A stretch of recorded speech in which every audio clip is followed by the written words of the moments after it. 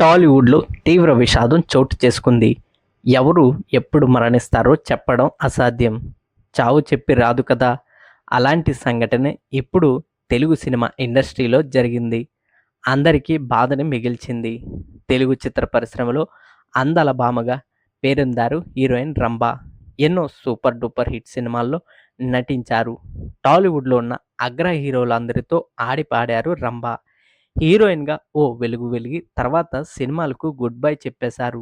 పెళ్లి చేసుకుని భర్త, పిల్లలతో హాయిగా లైఫ్‌ని లీడ్ చేస్తున్నారు. మళ్ళీ ఇటీవల సెకండ్ ఇన్నింగ్స్ మొదలుపెట్టడానికి సన్నాహాలు కూడా చేసుకుంటున్నారు.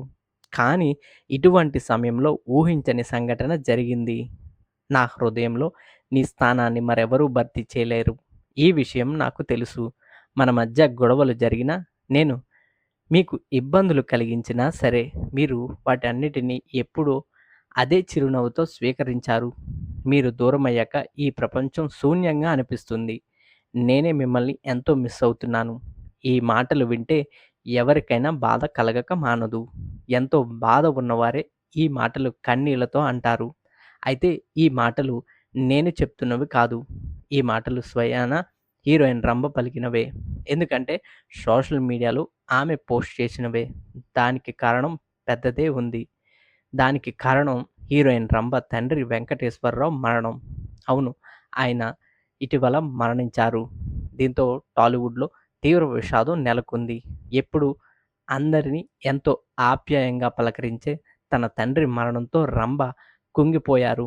తన తండ్రి లోటును ఎవరూ భర్తీ చేయలేరని ఆమె ఎంతో ఎమోషనల్ అయ్యారు.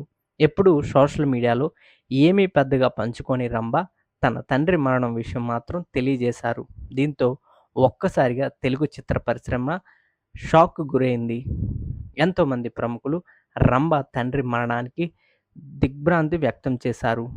అలాగే హీరోయిన్ రంభను పలువురు పరామర్శించారు. తమ ప్రగాఢ సానుభూతి తెలియజేశారు. ఈ విధంగా టాలీవుడ్‌లో తీవ్ర విషాదం చోటు చేసుకుందనే చెప్పాలి.